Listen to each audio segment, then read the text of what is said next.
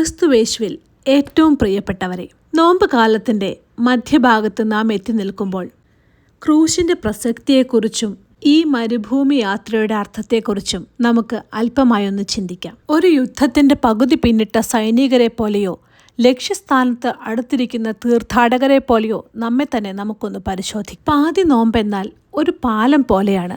അത് നോമ്പിന്റെ തുടക്കത്തെയും കഷ്ടാനുഭവ ആഴ്ചയെയും തമ്മിൽ ബന്ധിപ്പിക്കുന്നു. ഈ ദിവസത്തിൽ പള്ളിയുടെ മധ്യഭാഗത്ത് കുരിശു സ്ഥാപിക്കുന്നത് നമ്മുടെ യാത്രയുടെ ലക്ഷ്യം ക്രൂശും പുനരുത്ഥാനവുമാണെന്ന് നമ്മെ ഓർമ്മിപ്പിക്കുന്നതിന് വേണ്ടിയാണ്. പാതി നോമ്പിന്റെ ഏറ്റവും വലിയ പ്രതീകം മോശ മരുഭൂമിയിൽ ഉയർത്തിയ പിച്ചള സർപ്പമാണ്. മോശ മരുഭൂമിയിൽ സർപ്പത്തെ ഉയർത്തിയതുപോലെ മനുഷ്യപുത്രനെയും ഉയർത്തേണ്ടതാകുന്നുവെന്ന് യോഹന്നാൻ 3:14 പറഞ്ഞിരിക്കുന്നു. ഇസ്രായേൽ ജനത മരുഭൂമിയിൽ പാപം ചെയ്തപ്പോൾ അവർക്ക് രക്ഷയായത് ഉയർത്തപ്പെട്ട പിച്ചള സർപ്പമായിരുന്നു. അതുപോലെ പാപത്തിൻ്റെ മരുഭൂയാത്രയിൽ തളർന്നുപോയ നമുക്ക് നോമ്പ് കാലത്തിൻ്റെ മധ്യത്തിൽ ഉയർത്തപ്പെട്ട ക്രൂശ് നോക്കി പുതുജീവൻ പ്രാപിക്കുവാനുള്ള അവസരമാണ്. നോമ്പ് എന്നത് വെറും ഉപവാസം മാത്രമല്ല, മറിച്ച് നമ്മുടെ കണ്ണുകളെ ക്രിസ്തുവിലേക്ക് ഉയർത്തുന്നത് കൂടിയാണ്.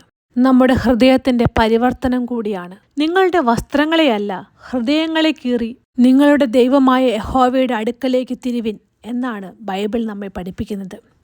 നോമ്പിൻ്റെ പകുതിയിൽ നാം നമ്മോട് തന്നെ ചോദിക്കണം, എൻ്റെ സ്വഭാവത്തിന് ഈ നോമ്പ് കൊണ്ട് എന്തെങ്കിലും മാറ്റം വന്നോ? ഞാൻ മറ്റുള്ളവരോട് ക്ഷമിക്കാൻ പഠിച്ചോ?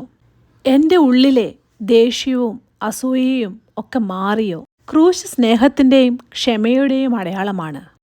ക്രൂശിൽ കിടന്നുകൊണ്ട് ശത്രുക്കൾക്ക് വേണ്ടി പ്രാർത്ഥിച്ച് ക്രിസ്തുവിനെ പോലെയാകാൻ ഈ നോമ്പ് നമ്മെ സഹായിക്കട്ടെ.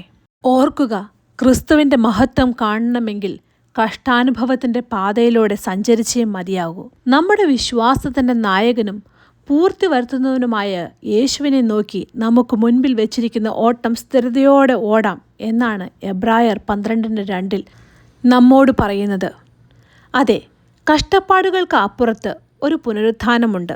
ഈ ബോധ്യം നമ്മുടെ ശേഷിക്കുന്ന നോമ്പ് ദിവസങ്ങളെ കൂടുതൽ ഭക്തിയുള്ളതാക്കി മാറ്റട്ടെ.